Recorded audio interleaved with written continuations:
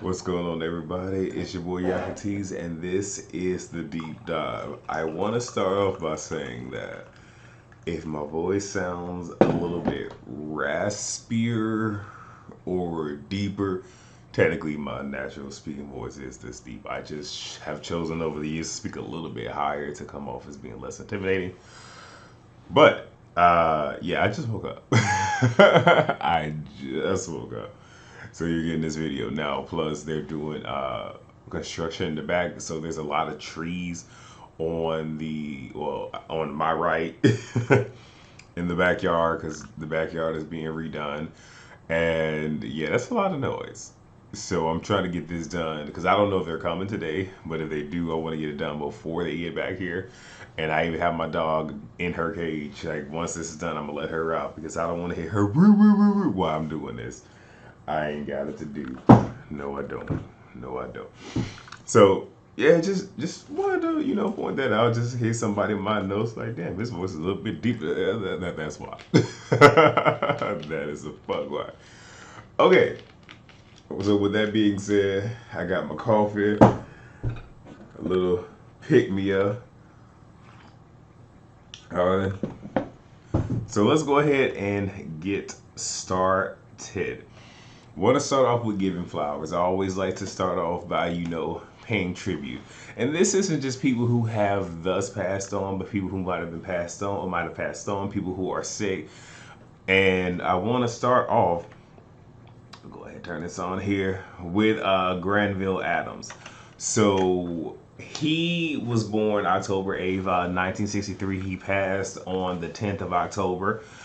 Um, he's best known for his work as Zahir Arif on the HBO series called Oz, which I'm pretty sure a lot of people are, they know that show.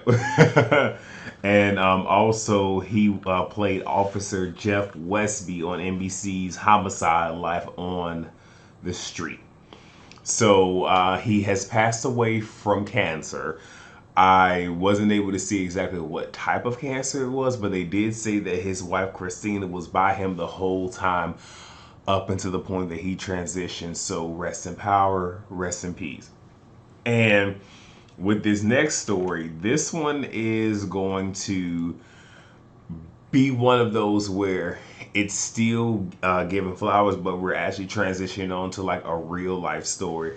So typically, I always say, you want to give people their flowers while they're living because when they're dead, there's nothing they can do with them. And also, once you cut a flower to give it to somebody, I mean, the decomposition process or the wilting process starts kind of quickly. So, yeah.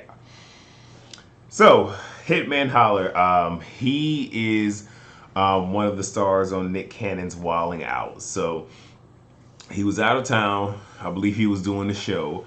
His wife was left at home by herself, and she had noticed that there was some noise going on in the house. So, automatically, okay, somebody broke in. And she's talking to her husband.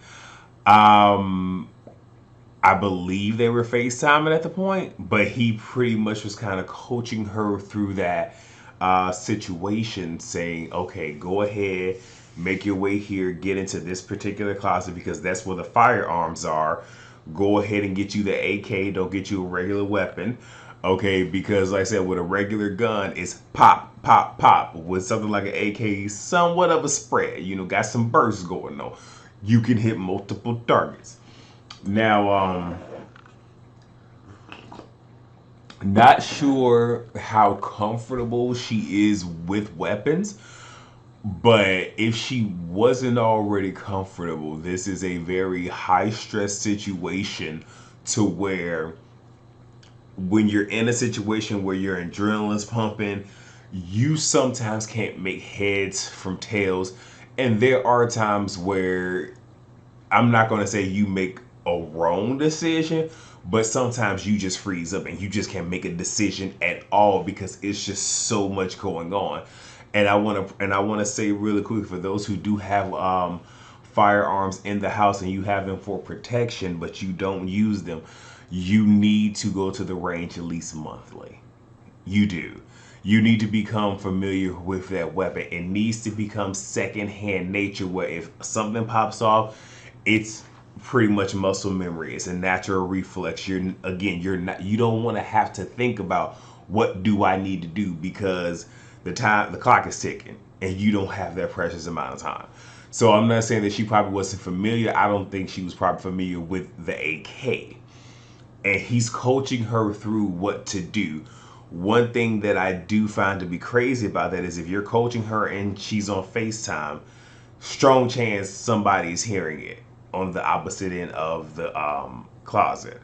He also hit up one of his boys to go check and see what the hell was going on. At no point to my understanding or recollection were the police called. But again, when you're in the midst of all of this, proper protocol sometimes goes out the window. Like your whole thing is, because I get his whole thing is, this is my wife, she's in danger, how can I hurry and rectify this? So I understand why the police probably were not initially called. And he pretty much told her, when you hear that door knob turn, let it go. And she did. And one of them, I believe, ended up shooting her, and I believe it went through her cheek and out the back of her head, but nothing vital was hit. She is recovering. She's in good spirits. Nothing is wrong. And, praise God, that is the worst that happened, because she could have died. And I'm pretty sure from what I also heard is when she let off those rounds, I don't think any of the men were hit, because we don't know, because they got away. But they hightailed they had somebody because they didn't have the firearms that she had.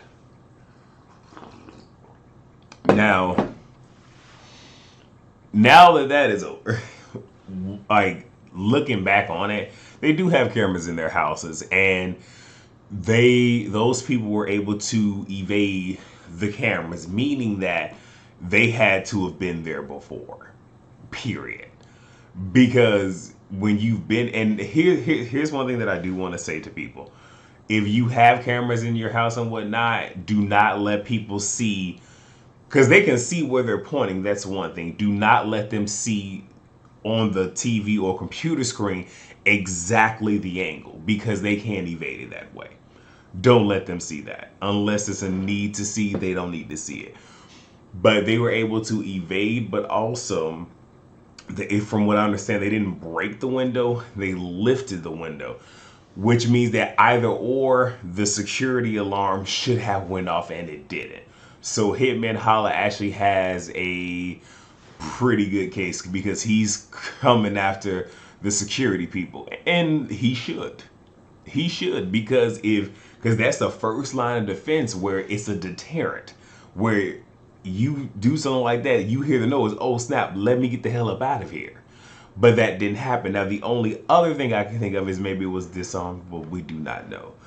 But that is that particular story. But rest up well, Queen. You will be okay. Like I said, much worse could have happened, but it didn't.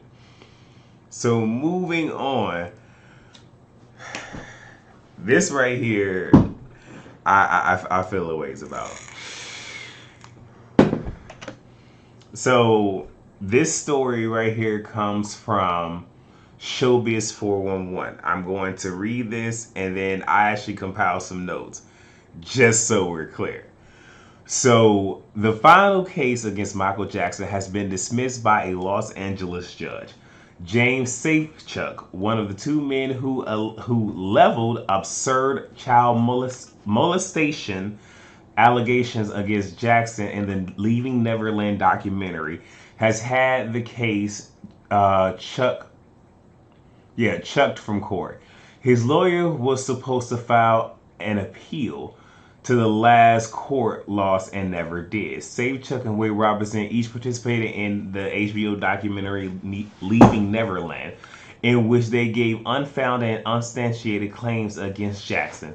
The filmmaker never gave anyone a chance to respond, nor did he present any other side of the story. Jackson's estate is currently suing HBO, and the case has gone to arbitration.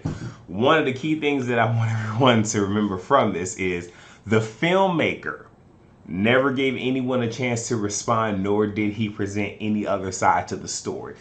Literally, it was one of those where they did the documentary, hurried up and rushed it. They never, went deep to sit here and make sure that what was being said is somewhat actual factual. No, just put it out there. And it wasn't until after that we found the holes in the story. So I'm going to give y'all some of what I composed, and y'all can look this up yourself. Okay. We gonna start with Wade, his little puss ass. Back in 2005, he testified that nothing happened to him. I believe he was somewhere around 23. But he said that nothing inappropriate happened. He voluntarily testified. The most that Michael Jackson's people did is just reached out to him and asked him. He was never subpoenaed. So he did this on his own free will. Is what he did. In 2016, now I'm going to jump around because trying to keep some of this somewhat coherent, but I will jump around in terms of timeline. But even with this, in 2016, he never said that he repressed these memories, but he knew it happened, but didn't know it was wrong. So now you're on the stand with a completely different story. And had he said he repressed the memories, would have been one thing. But you said you knew what was going on, but it was wrong. But back in 2005, you said that nothing happened.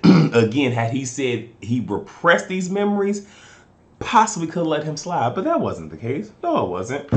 In 2009, he did a tribute to Michael Jackson behind Janet. I think this might have been an MTV Awards, one of them award shows, don't really matter.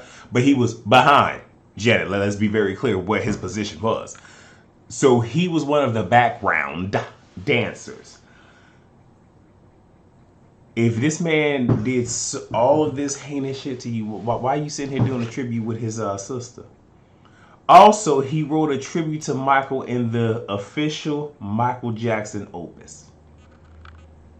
But again, let him tell it. He knew it happened, but he didn't know it was wrong. Okay? In 2011, he vehemently campaigned to choreograph and direct the Cirque du Soleil Michael Jackson's One. Now, after he was denied by Cirque du Soleil, and also his estate didn't really want nothing to do with him, the accusations began to come in. Now, in 2012, he claimed that he was coming to term. In 2011, he was selling his memorabilia to pay for therapy. Okay? That's 2011. In 2012, he said he was coming to terms with the abuse, but he led a dance class for Michael Jackson's song Unbreakable. Make that make sense. But again, had they had time to really develop the Leaving Neverland, first of all, it would have never happened if they had this information. Okay. Now, for James Safechuck, his story mostly revolved around the train station. He held to it, and if I'm not mistaken, signed two, I forget what it's called, but two statements literally confirming the whole train station thing, right? So he says his alleged abuse happened between 1988 and 1992. And he had made mention of, the train station on the Neverland property, primarily mentioning the upper quarters that regular people would not have had access to, which is where the alleged abuse came, right?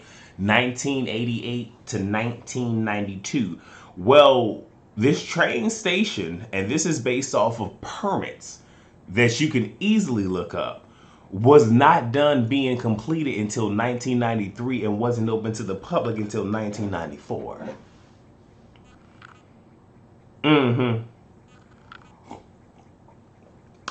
So, even though I know these two probably ain't got not a damn dime, I would like for the Jackson estate to come after these two, but they're primarily going after HBO. HBO for this. So yeah, happy for that. Happy that Michael Jackson is getting his just dues in the afterlife. But I am upset that why are we doing this when this man made his heavenly ascent, right? Because this is a trend where people tend to come after people after they have passed on. We saw the same thing with DMX, where while he was living, wasn't nobody saying nothing. Once he sat here and both of his feet hit the other realm, is when other people came out the woodwork or something to say, but you ain't had that smoke while he was fucking living. I wonder why. Anyway, get to Kyrie Irving. Not gonna stay here. Well, I might stay here a little bit, but not really. I want to preface what I'm about to say with this, that Kyrie Irving himself is pretty much not really leading this conversation because he's made his points and that's it. It's other people chiming in and making this commentary where that's where I'm going to come from. Now, I do want to start off by saying this and preface it with this. I am very empathetic. Very. Sympathetic, nothing much. Now, we can just blame that on... you take your pick at what you want to blame it as. You can take it as, me, dealing with my crazy ass relatives made me that way. You can blame the fact that I did 11 years in the military. Whatever. You can blame it on me being a Capricorn. I don't know. Take your pick. But I'm very empathetic. And a lot of things I'm not sympathetic. And in this one, we can even take the military part into perspective, and I'll get to that momentarily. So, let me start off by saying I don't do sports. Like, I can watch it, but I don't do it. I don't know a whole lot about it. But Kyrie is in New York working for the New York team. Now, New York itself, take the team out of it, has come down with a lot of stringent laws when it comes to, Miss Rona and what's going on with her. I keep telling everybody they need to get their cousin, tell her pack her shit up and go. But Miss Rona decides she want to keep on staying freeloading and shit. But they have their stringent laws. Some of them where you need one vaccination to do this and this and this. You need to be fully vaccinated. Whatever the case may be, they have their rules. It is what it is. Okay? Now, he has decided that he does not want to take the vaccine. Now, in him not taking the vaccine, he cannot, therefore, play on the team and around other people. Now, that is a choice that was made, I believe, if it was not by the NBA or by his respective coaches. Regardless, stands made. And he really did not make that big of a fuss about it from what I was able to ascertain. He pretty much just said, I don't have all the facts. This is my body. This is what I want to do with it. And, I'm still trying to figure this thing out. And a lot of people are on the lines of, well, you going to lose upwards of 17 million. Apparently, and he even said, this isn't about money. Because if it was, he would have went ahead and got that shot. But he did what he feels is best. Now you have other people coming along and really making this a bigger issue. Because you have others saying that, I have a tweet. Just tweet right here. Oh, gotta move it up. Hold on. There it is. I'll move it over here.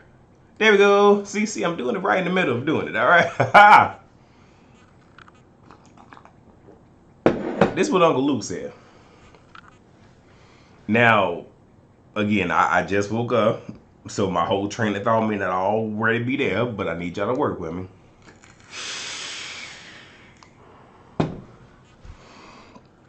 Now, Uncle Luke said, if women have the right to choose what they do with their body, why not Kyrie? Now, first and foremost, we live in a patriarchal society. That's number one, Luke. All right, so that right there is a strike against you. The society that we live in, number one. Number two, women historically have not had the right to do what they wanted with their bodies. it was to the point where when it, like, I cannot remember the exact timeline, but there was a time that women were getting, alley abortions and dying not from the procedure but from infections and all this other stuff because they're not doing it in a sanitary environment, because you have a government primarily ran by men telling women what they can and what they cannot do with their body. And if I'm not mistaken, Texas literally just came up with one of the most stringent abortion laws, to where I think 6 weeks is the limit. It's either 4 or 6 weeks is the limit to where you can get an abortion. And most women don't know they're pregnant until roughly then. So it's just like they're stuck with this. So we're comparing apples to oranges. This is literally what we're doing. Now, when it comes to this whole choice thing, and now I'm going to sit here and steer towards just talking about this and employment in general. Because again, the whole Kyrie Irving thing really wasn't that big. Like, he ain't even tripping on it. Everybody else tripping on it. But now you have a lot of people being upset because I've heard some people say, oh, well, I was fired from my job because I didn't get the vaccine. Like, I don't even have a choice. Now, let me be very clear. Yes, you do. Yes, you do. You can either take the vaccine and stay employed, or you can not take the vaccine and be fired. Again, that is a choice. May not be a fair choice, but it's a choice. And this is where I'm going to bring the military back in. I believe it was somewhere between 2009 and I want to say 2010, possibly 11. But I think it was in that window within those 2 years where the H1N1 was rampant, right? And typically what happens is they try to encourage the population to take the vaccine. When that doesn't happen, they go to the military. Now, yes, there is the religious exemption that does exist. I've never seen anybody effectively use that in the military. But again, we waive a lot of rights. So in the military, we didn't have a choice. Like, literally, we were guinea pigs. Literally. By the grace of God and my ancestors, nothing happened. But that is not having a choice. We don't live in a dictatorship where you're forced to do something. Everything is about choice. So I don't like hearing that statement because it breeds fear and really trying to outrage people like, well, they didn't have a choice. No, you had a choice. You have a choice. Now, you may not like the choices that you're given, but you definitely have a choice. I'm just saying. So in a lot of things, I don't really have a whole lot of sympathy. I can empathize with you, like, damn, losing a job, this and third. Been there, understand how it feels. I really do. I can empathize with you, but you're not getting my sympathy because, well, could have been avoided. That might make me, well, no, fuck it, I am an asshole. I'm a blunt, sarcastic, petty, uncompromising asshole. Just is what it is. So stubborn too, if I didn't already say that. So that's that story. Moving on. Miss Kenya Moore. And this right here is a little bit of Real Housewives of, well, just Real Housewives. So, but this is more or less Real Housewives of Atlanta talk. And it's not really a whole lot here. But what happened is Kenya Moore pretty much spoke about, well, she was asked about Portia Williams and Cynthia Bailey's departure. Now, the key person in this isn't Cynthia. Well, it might be Cynthia because it's rumored that, you know, she and Cynthia got into it on the Real Housewives girls trip thing. We'll see. But obviously, she and Portia never saw it for each other. Never really. And a lot of people was expecting for her to have something very nasty and very shady to say. And she pretty much just said, I wish them well. I wish them the best of luck in their endeavors. You know, those are my sisters, you know, and sisters, they fight. They do this, they do that. And it's very, very mature. And I appreciate that. Because, again, a lot of people really expected Kenya to say some shady shit. But it's just like, and I'm going to keep it 1,000 with you. It's like, okay, well, look, they ain't on the show. So it's no need for me to sit here and be shady. For what? For why? So I appreciate that. I appreciate the growth, and it just is what it is. Kudos to you, Kenya Moore. Now, I love you down. I need for you to come with it this season with your storyline. That Portia ain't there, so you can't use Portia. We want very minimal of you and Mark. Like, unless y'all literally getting this divorce finalized and it's done, come, I'm gonna need you to come harder. I'm gonna need you to come harder. Next story. Now, Nene Leakes is selling her marital home. Um, Ryan Snitch says, according to reports, Nene just listed her 10,000 square foot, 5 bedroom, 7 bathroom mansion sitting on acre of land in Duluth, Georgia for $4 million.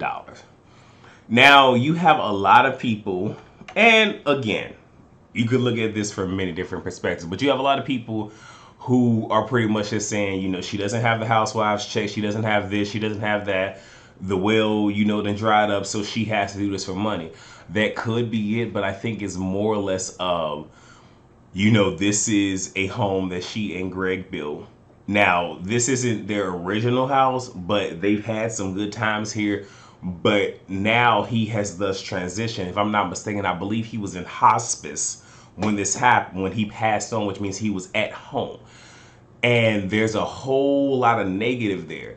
And I do know people where they don't like coming back into a house where someone has, passed on, because yes, there's the good memories, but the bad memories cloud your judgment.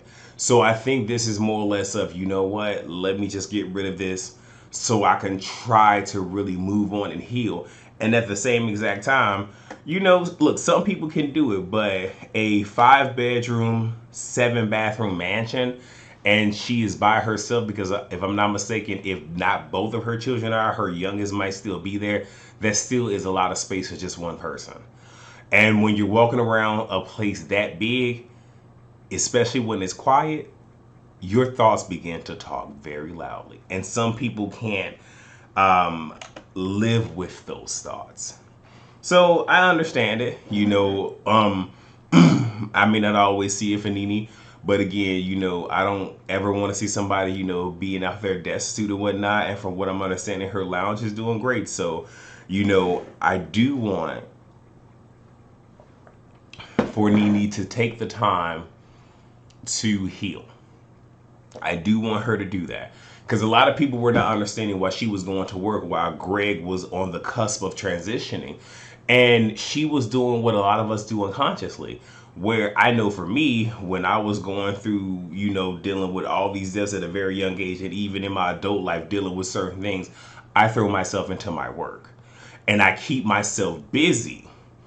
So when it's almost time for me to go to sleep, because my mind is going to continue to run, but I exhaust enough energy to where I can force my body to go to sleep and my mind won't keep me up. And that's what some people do, where they need a distraction from what is going on. Now that this has happened, I hope and pray that she deals with that she gets her mourning out of the way, that she goes to therapy so she can continue to live out her good years. See, I don't hate Nene. I don't. Okay, so we are now at one of my favorite segments on the show, which is What's Your Opinion? And I have the extraordinary, the talent, Oh, the beautiful ReallyB TV gracing us ooh, second I'm time. extraordinary and beautiful today. Yes. Well, Yes. not just today, not just today, every day now. Well, thank you so much. Oh, thank you, y'all. Plus, like the opening to this show is giving flowers, and of course, I like to give people their flowers while they're here. Like, I know that's right. You better give people their flowers while they're here to get them. of course. So with this segment, I try to bring somebody on and let them weigh in on one of the topics, because I have mine, but I like to get another opinion. And Okay. this is gonna get a little deep. So I guess I can say trigger warning just in case. So anyone that's ever experienced molestation or anything like that, if this triggers you, this will be a time to just like jump to the end. I'll Right, try to. red ball, just red ball pass when you see me. When you stop seeing me on screen, then you can go ahead and hit play again. Like I said, I should have it timestamped. So if somebody wants to jump to the very end, Then they can do that. Okay, I don't want to trigger anybody. cool. So this week, Akbar V took to her Twitter and she let loose a lot. And the first tweet, and we're going to show the tweets, but the first tweet kind of threw me because we don't know who she was referring to, but she sprayed her family, which I'm not upset about. I'm not upset about. Typically, when people do things, well, not like this, but like with memoirs and whatnot, people get very antsy because they don't want certain things told, and people have to understand if you have grown and whatnot, what you did is still a part of history and it's still going to be told whether you're that person or not. But a lot of people don't like that nasty stuff being revealed because, they like to think, hey, I'm a good person. Well, I'm going to keep my ear to the street because I feel there's going to be some backlash following this. So let me go ahead and share one of my screens right quick. Hold on. Let me see. It is this one.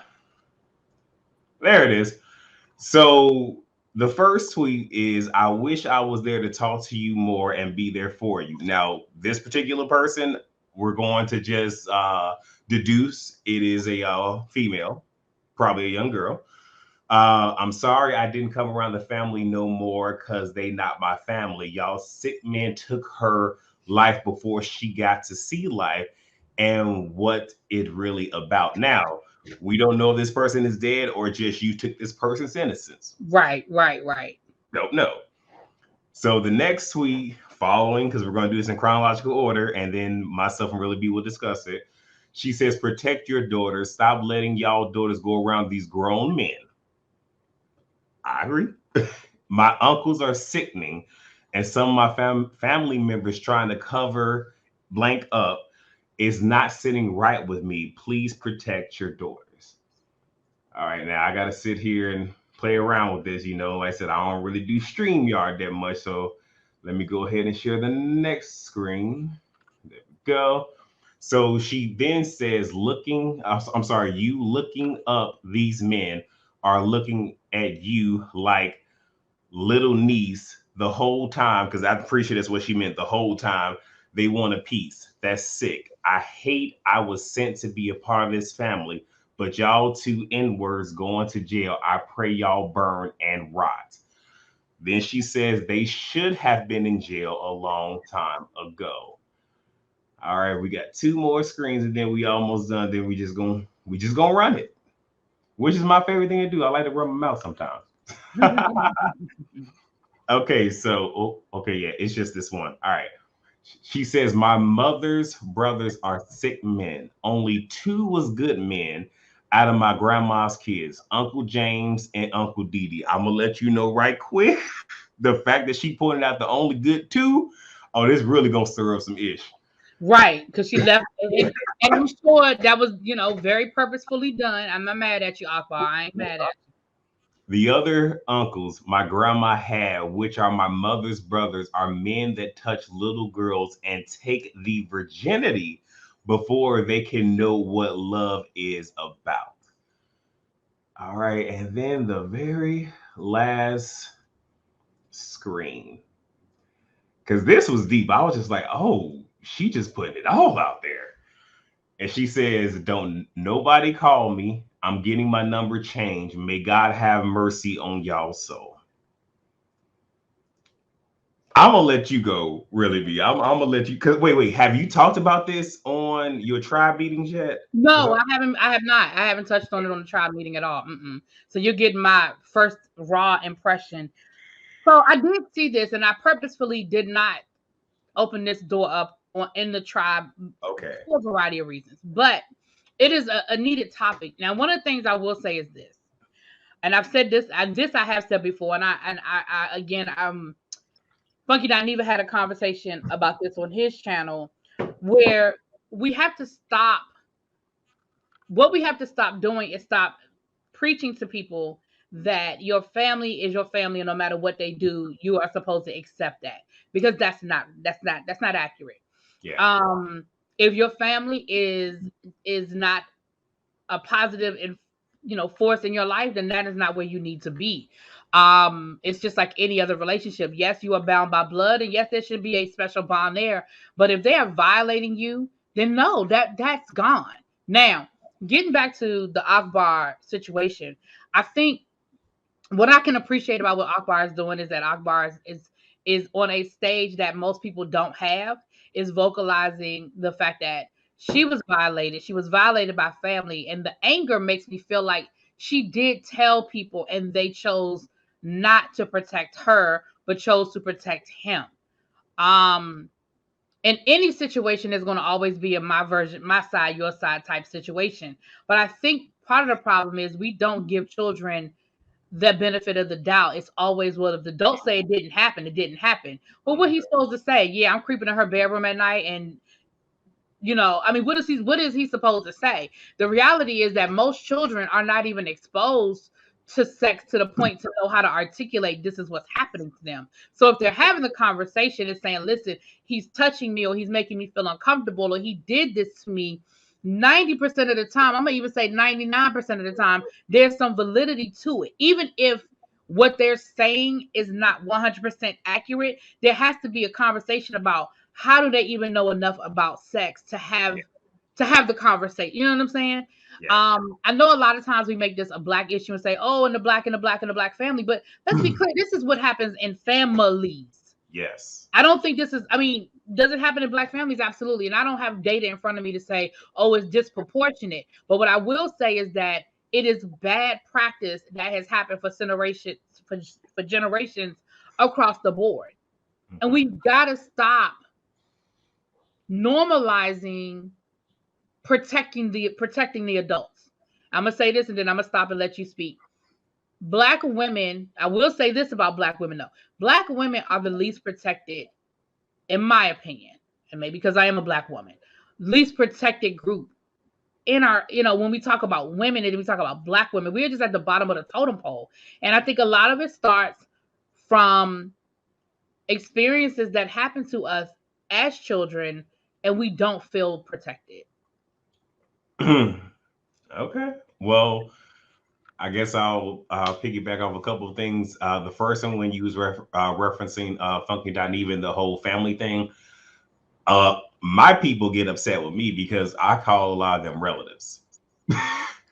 Because but I'm keeping it all the way 1,000, where it's just like, because I've said to a couple people that I'm related to, because I don't, for whatever reason, I'm still looked at as the big bad wolf, and everybody's scared of me, and I'm Satan, so whatever.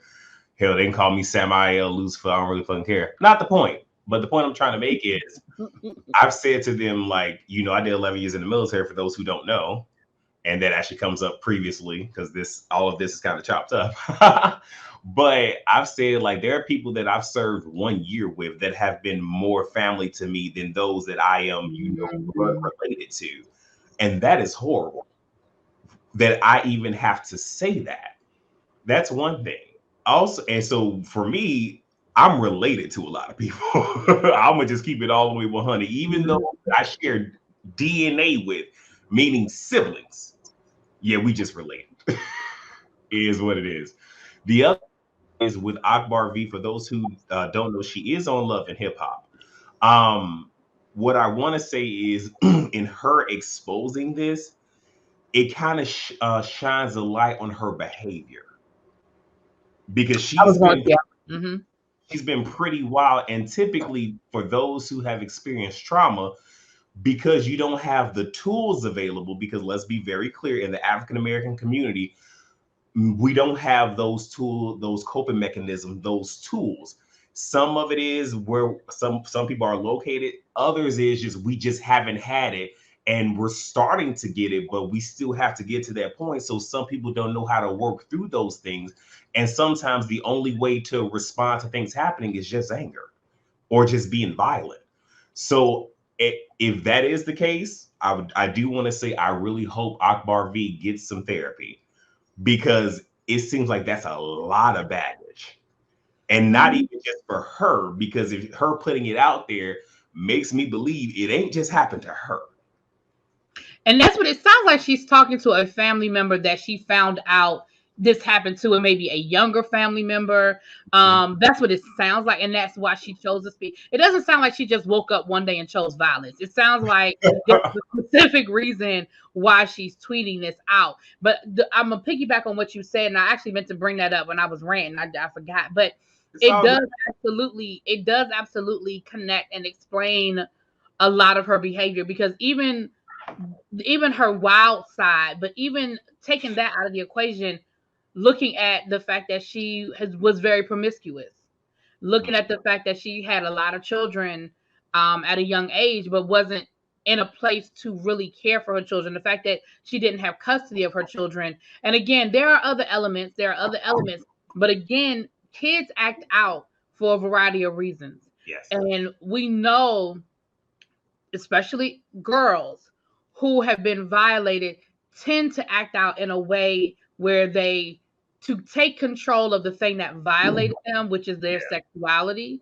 they end up acting out in that manner. And so her being promiscuous, having multiple children at a young age with different men, not being able to sustain those relationships with her children or the men, that also, and again, I don't know her whole story, this is just what I've learned, but that also is an indicator of that childhood trauma. You know, people who deal with physical abuse tend to be physically abusive. And so we know that that is all connected. And so again, I say, all of us have to do is we have to make a decision that, you know, we're going to change that break that cycle, because I've never understood where that comes from, because again, it started long before I was on this earth. I never understood that concept of we're going to protect the men and let the children figure it out. I've never understood what that, like, how do you as a parent, whether you're a mom or a dad, but how do you as a parent say, my child, whether it's a little girl or a little boy, let's be clear because it happens, but my child is lying, or I know my child is telling the truth, but I really don't want to, you know, is it so deeply rooted that I don't want to send my relative to jail? I don't want to see Uncle Pookie go to jail. Like, is it so deeply rooted in that we're sacrificing the innocence of our children?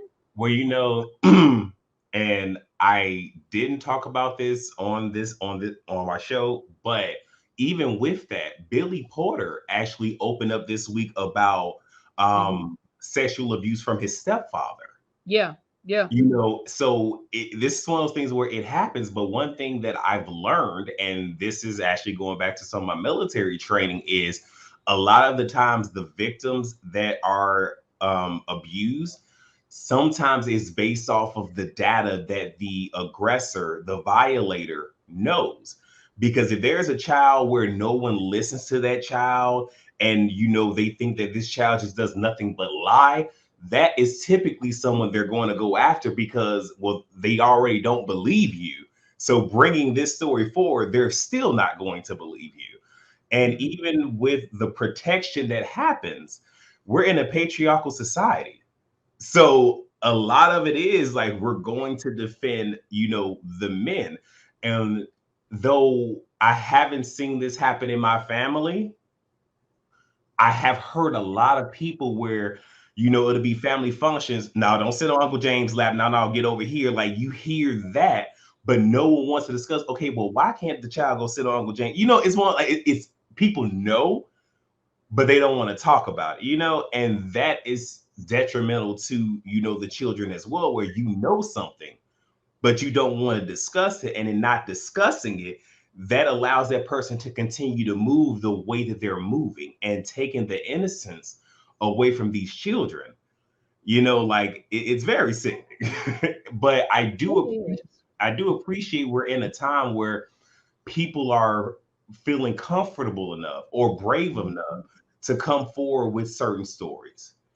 Because a lot of times people don't want to do that because they're afraid of what's going to come at them, especially for those who really like being a part of things, a part of a construct. Some people don't want to come out and say anything, because if I come out and say something, they're going to shun me. And I'm going to be all to myself, and I don't want to be all to myself. So I'll just suck it up to be a part of this. And that, like, when I tell you it is toxic. Yeah, that's the word, toxic. That toxic behavior. And, and I agree. I'm with you 100%.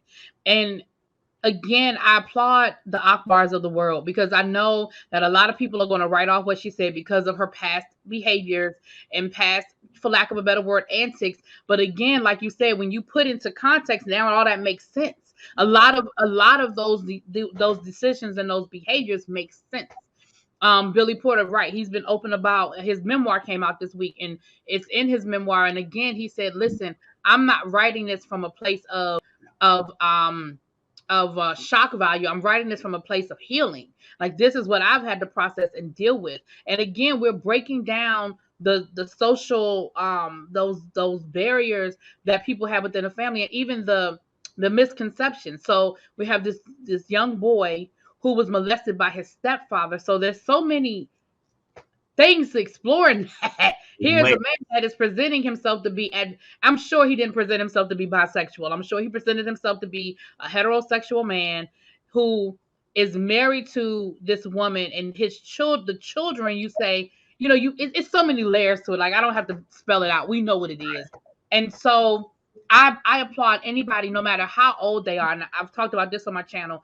At whatever point you are ready to express it and you are ready to deal with it, I applaud anybody who can say it. And she sort of outed her uncles without saying their names by naming the two uncles that she's cool with, because it's kind of like, if you ain't Uncle James or Uncle whoever the other guy with Dee Dee, then you sitting there like, did she just? So I applaud her, and and you're right. You have to be at a place where you're no longer tied to that family dynamic, and you're okay with and that's why, you hear this being said all the time about, like, the houses, within the LGBTQIA community, the houses, that's the family you choose. Yeah. And the older you get, I can't search for videos. Shut up, Siri. And the older you get, the more you are exposed to different groups of families that you choose. And it is okay to say, my military family, I chose to go to the military, and I chose to be close to these people. They have come into my life. I went to college and I found a new group of friends, and they have become my family. I joined a sorority or a fraternity. I'm a part of a social organization, my church. All of those are different ways in which we find family outside of our relatives. And I like the way you said that at the beginning, to say, hey, I say my relatives. Yeah. Because everybody ain't family. But see, for me, the reason that I say that is I experienced a lot of mental abuse from my relatives, because when I made the correlation to sometimes it's a child that has a certain demeanor, whatever, that the predator knows I can get you and everybody else is going to believe me. Growing up, like I said, my mother is an Aries, if we do zodiacs, hothead. But also my mother spoke her mind.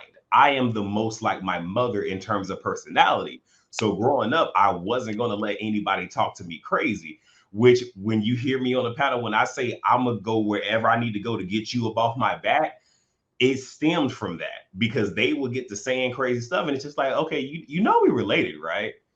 I know a whole lot about it, and I would just go there. And for me, and it was a cause and effect. It was a reaction type thing. Like, you did something to me, here is my reaction.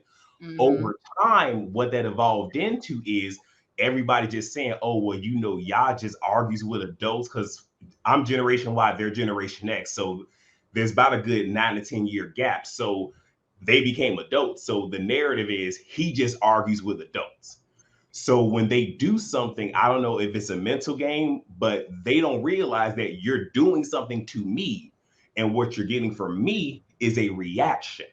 No, it's just, oh, here y'all go again. So then they will go run to my mom's, and now my mother then, drank the Kool-Aid. So people knew they could do that. And I'm gonna just talk my shit. My eldest brother, his ex-wife, I love saying that, she knew about me because obviously pillow talk. So he didn't give her the whole download. So when she would come around, look, I have discernment. Something about her did not sit right with me. And I was already on the defense. Nobody else saw it. But what she would do is she would pick fights with me.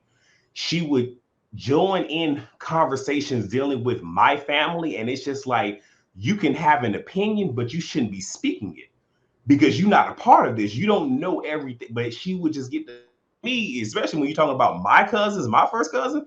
Hell yeah, I'm gonna sit here and say some shit to you because you're doing too much. But what she would do is, because this narrative has been created and is being pushed, she would easily go run to my mom. And now I'm getting yelled at by my mom, like, you always arguing with adult. Like, so you just gonna take her side of this, which is what it was. Like, you're just gonna take her side of the story without even trying to see, okay, my son just snapped the fuck off on this woman. Let me talk to him. Let me find out why. Right. Let me figure out what happened here. Never got that. So that was always what was on me. And it was a time that I wouldn't even come around the family. And then I hear, oh, Rail don't want to come around the family. I come around the family. Oh, now you want it. So I was damned if I do, damned if I don't. Right. You couldn't win. Yeah. Right. And always being and the messed up part is I wanted to be a part of this construct. So because of that, they were able to use, because pretty much they win. Because if I don't come around, if I don't do something, they win. Like, if I feed into this the narrative, you win. If I rebel against it, all you gotta do is talk shit about me, because everybody's going to believe the lies. When I went out to the military, found myself and realized, like, I don't need these motherfucking people. It, like, me being a part of your life is a blessing. There you go. But that's okay. There you go. Me being a part of your life is a blessing. Like, the rules do not state that we have to stay a part of each other. Listen, I have family. Listen, in a different way, but the same thing. I have family that I just don't fuck with. Same here. I just don't. I have family that I'm as tight as I can be. Matter of fact, I was on the phone when you earlier. My cousin is one of my best friends. We talk all day, every day. You know, I'm glad she's my cousin. I'm glad that she's in my life. But I also have other family. Listen, if I don't never see them, I'm good. Like, I'm good. You know, I think I told you this before. I have some family, and I have some relatives where, if they show up to a family function, we got to call around and say, don't bring your person because so-and-so going to be at the cookout. And I'm thinking, at what point are we going to stop normalizing the fact that we're inviting someone into our homes that we can't trust? That we are inviting someone into our homes who has stolen from us. I mean, my mom, one year Thanksgiving, the people left, and my mama jewelry was gone. Damn. So I'm like, at what point are we going to norm? And she didn't tell nobody because she knew, like, me and my sister was going to roll out and go looking for it. You understand what I'm saying? So she didn't even say nothing because in her mind, inviting family to Thanksgiving dinner was more important than the risk. So you done left yourself open, and this person has violated you. And so now, when you know, oh, well, so-and-so going to be there, so leave your purse in the car. Why I got to leave my purse in the car? Right. You know, when it comes, but then when it comes around to, well, is it your turn to host Thanksgiving dinner? Okay, well, if I host Thanksgiving dinner, it's going to be significantly smaller because I'm not inviting people into my home that I can't trust. I'm just not. You know, and so that's what we have to stop normalizing that. Yeah, I'm sorry. We do. But you know, but going back to what I was saying about my relatives, what is so funny is when I came back home, when I tell you I had all the power in the world, because I don't care about being a part of this shit. So with fucking my brother, he pulled the fast one on me, and the shit was hilarious. I don't really like parties and whatnot, especially with me in the center, unless I'm hosting it, because I just feel away. And I was like that in the military. Like, I didn't like ceremonies and shit. Like, that's not my thing. So he planned a welcome back party for me the day after I came back home.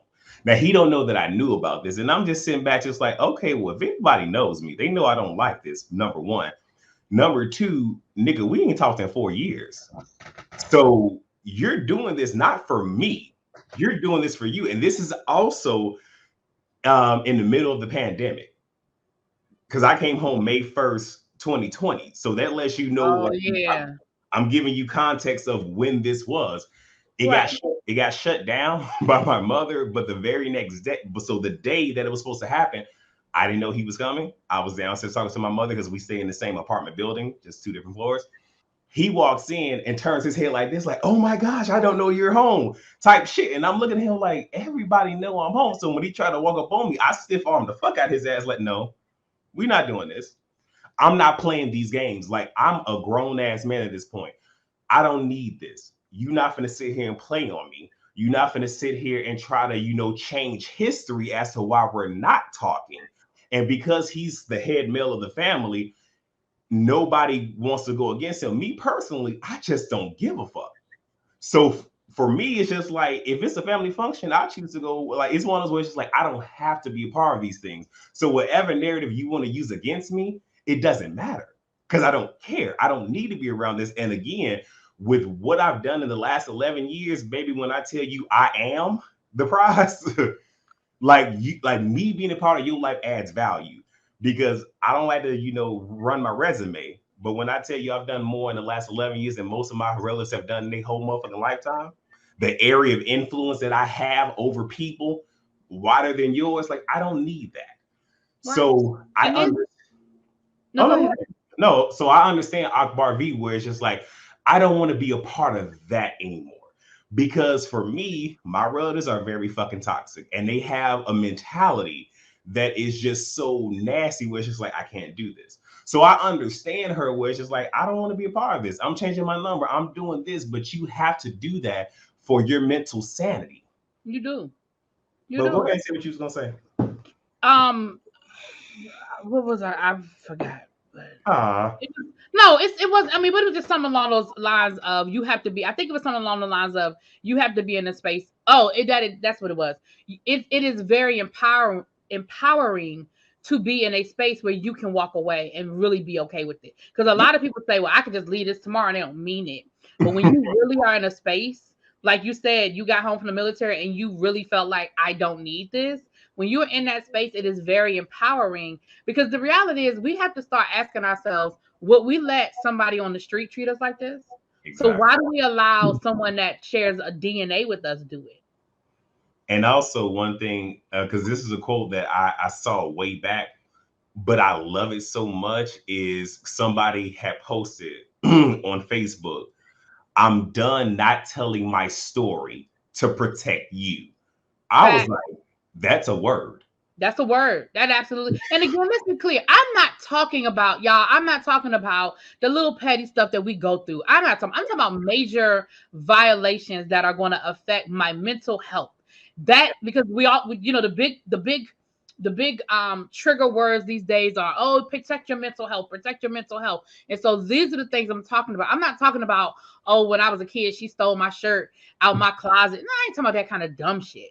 I'm talking about things that are going to protect your mental health, the violations that are going to, things that, you know what I'm saying? And so I want to be clear that we're not talking about the little penny Andy stuff. We're talking about major things that are violations and things that you would not let anybody else do to you. Ask yourself, why am I allowing this person to do it? And the bigger thing is not so much siblings as much as parents. Now that's a whole nother conversation. We listen, because we can do that another day. But again, it's the same thing. If you let's go back. I'm gonna bring it all the way back around, and then we can end it wherever if you want to. I'm gonna Okay. bring it back to Akbar P. It is okay for Akbar to say, I no longer am interested in fostering a relationship with my parents because they refused to protect me. It's Yeah. okay to say that. Now, here's the thing. It's also okay to forgive if that's what you choose to do. But what I'm saying is, we have to stop telling people that they should not feel what they're feeling, and that they are not allowed to take toxic people out of their life if those toxic people share a DNA. Now, listen, forgiveness is great, and for forgiveness, if you want to forgive, but again, that's a choice. I'm talking about people who say you shouldn't, because they are part of your DNA. That's what I'm talking about. I mean, I had a conversation with one of my cousins, because I have two people that are dead to me right now. because I'm at that point, and I said it to him, and he didn't like what I said, because what I was saying is I'm at that point in my life where if having you in my life takes away my joy, my happiness, and my peace, is making me miserable, I don't need you a part of it. Because at the end of the day, I am more important than you in my life. I don't need that. So I have two people dead. And he was just like, well, you should just let it go because everybody else did. I'm just like, I don't work like that. If y'all, because I told him, like, my relatives love to sweep shit under the rug like it never happened. I'm like, you have to understand, when you do that, it's going to resurface in a different way because you never dealt with it. Me personally, and because when I first came home, I stayed away from a lot of family events because of my non-existent relationship with my eldest brother. Because I'm like, I know the tension. I know I have the ability to affect an atmosphere. I don't want to make it about me. So I didn't go to a lot of family functions, even though we were in the midst of a pandemic. I'm at the point now where it's just like, you know what, fuck it. If you bother, you bother. I don't even care anymore. Listen, I can't be responsible for your happiness. I just can't. I can't. So I understand it. And for those watching, hopefully you were able to take something away from this, because you really need to take care of yourself. Because I said something to one of my cousins, because she had issues with her siblings like I do with mine. And I said to her, I'll just use myself as an example. I'm like, but you're at a fork in the road. You have to make a hard decision, because either A, you're going to sit here and make nice with your brothers to make your mother happy. And actually her mother recently passed away back in, I think it was June. But if she passes on and you made nice with them against your wishes, you have to deal with everything after that, because now you done made nice. And if you go back to fighting them, you going to look like the bad person. Or you going to stand your ground, stand firm in your affirmation, and just let the chips fall where they may. But either one is a difficult decision. But you have to ask yourself, is my mother's happiness more important than my own happiness? Yeah. But, and again, if the answer for you is yes, then move accordingly. Right. You know? Well, no, because my mom keeps trying to sit here, like, she keeps saying she gonna have me and my other brother talk. It's been a year. The shit ain't happened. But she even came at me like, well, you need to get off your high horse. No, I don't. No, I don't. Because I ain't do shit to him. He the one that, since I've been born, has done shit to me. I'm not finna sit here and just, because I'm not saying forgive.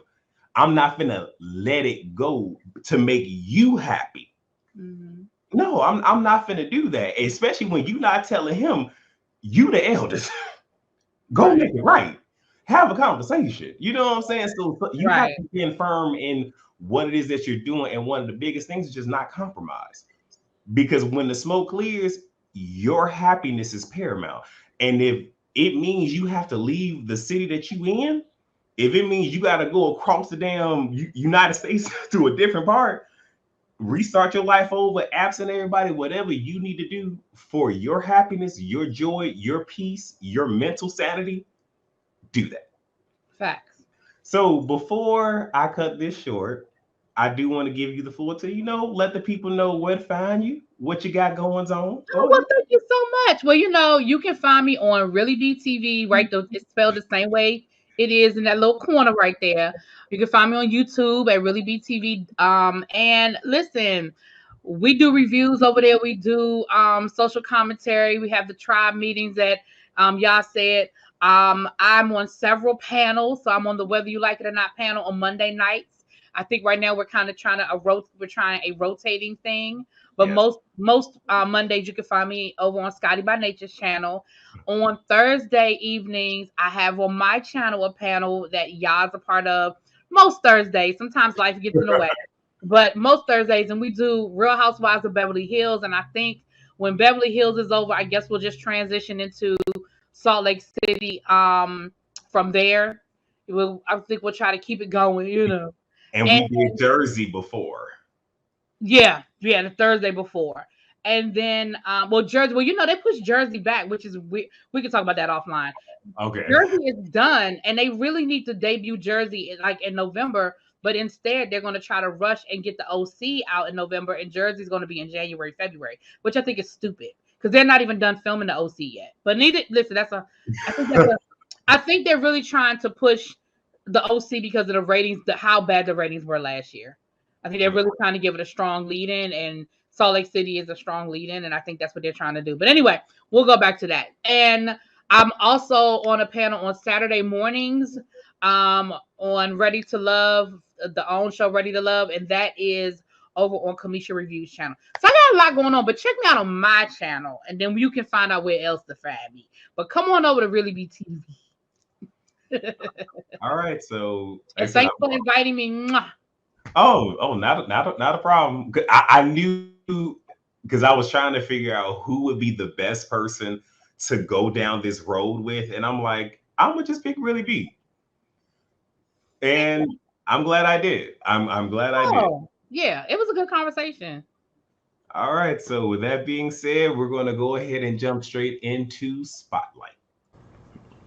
And time for the end of the show, which is Spotlight. And this is where I just like to highlight some of the good things that are going on with people. And like I said, a lot of times we don't sit here and big up other people. Granted, these are celebrities, but still, big up people. It is what it is. It don't hurt to sit here and say something nice. It don't.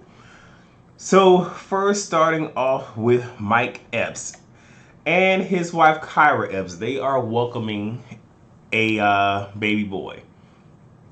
Wait, actually, no. I think they've already welcomed the baby boy. There we go. Let me get everything right. So kudos to them. Like I said, babies, beautiful things. We love babies. Yes, we do. Speaking of that, Eve and her husband Maximilian, they are expecting their first child together. So congrats to Eve, and just take it easy, get your rest, just let things happen. Let that motherfucker win on you hand and foot. Okay. All right. And hopefully y'all had all the discussions y'all need to have before this baby get him.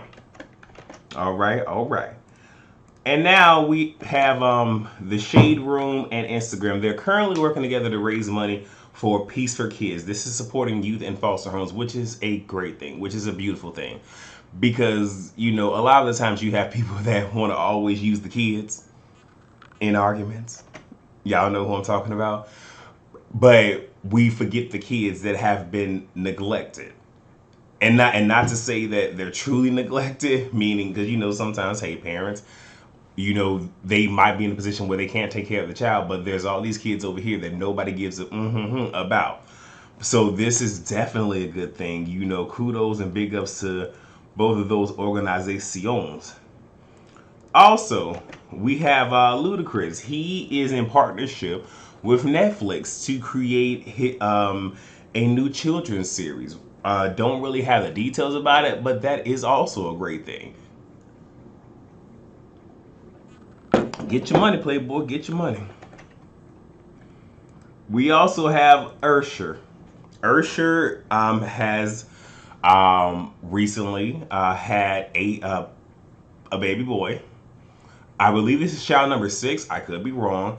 And there's people giving him hell about it, comparing him to Nick Cannon. But the difference is he had a good sum with his ex-wife, and this is with his girlfriend. So it's only 2 people. So, okay, let's not do too much. Okay?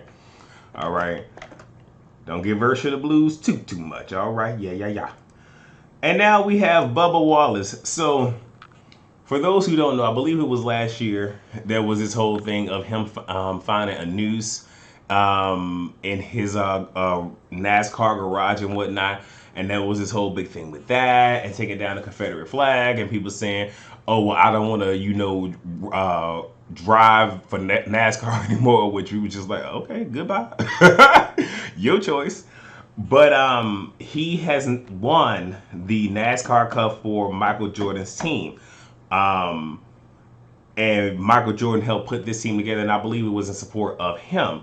So great thing. And also Bubba Wallace won the NASCAR Cup Series in Talladega And this is the first black driver to win since Wendell Scott back in 1963. So, you know, African Americans doing big things. And the very last thing is Miss Keisha Knight Pulliam. She tied the knot with her fiance, now husband, Brad James. So kudos to her. She looks so very happy in this picture, you know. So hopefully it lasts the test of time.